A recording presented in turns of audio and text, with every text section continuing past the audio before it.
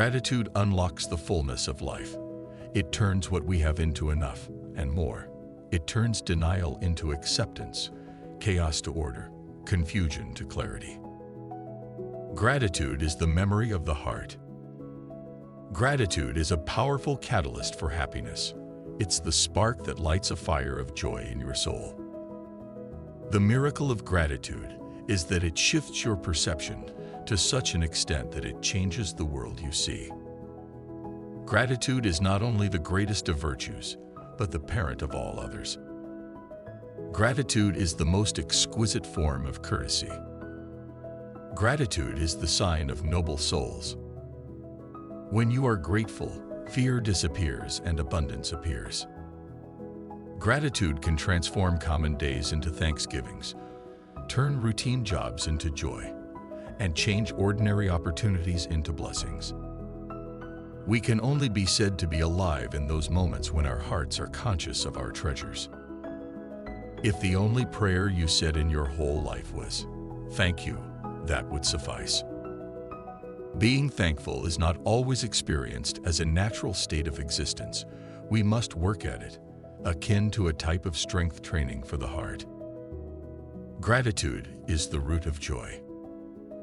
We should certainly count our blessings, but we should also make our blessings count. God gave you a gift of 86,400 seconds today. Have you used one to say thank you? Silent gratitude isn't much use to anyone. Showing gratitude is one of the simplest yet most powerful things humans can do for each other. When one door of happiness closes, another opens, but often we look so long at the closed door that we do not see the one which has been opened for us. What separates privilege from entitlement is gratitude. Every minute of every hour of every day you are making the world, just as you are making yourself, and you might as well do it with generosity and kindness and style. Joy is the simplest form of gratitude. The deepest craving of human nature is the need to be appreciated. Gratitude helps you to grow and expand. Gratitude brings joy and laughter into your life and into the lives of all those around you. Let us rise up and be thankful, for if we didn't learn a lot today, at least we learned a little, and if we didn't learn a little, at least we didn't get sick, and if we got sick, at least we didn't die. So, let us all be thankful.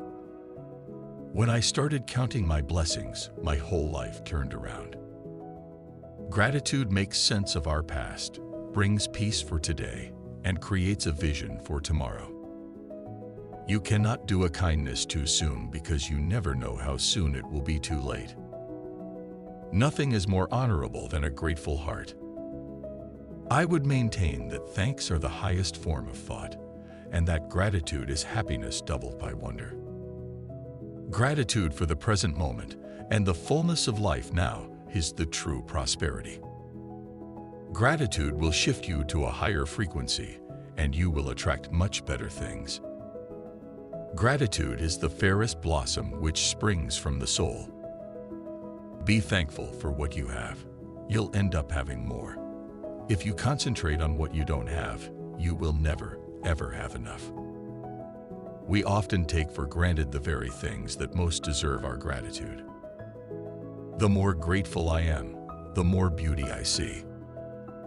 Feeling gratitude and not expressing it is like wrapping a present and not giving it.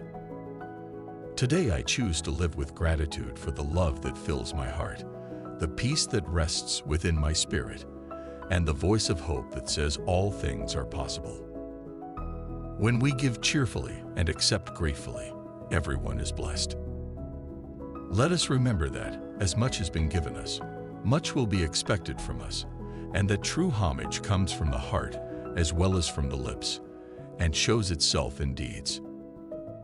He is a wise man who does not grieve for the things which he has not, but rejoices for those which he has.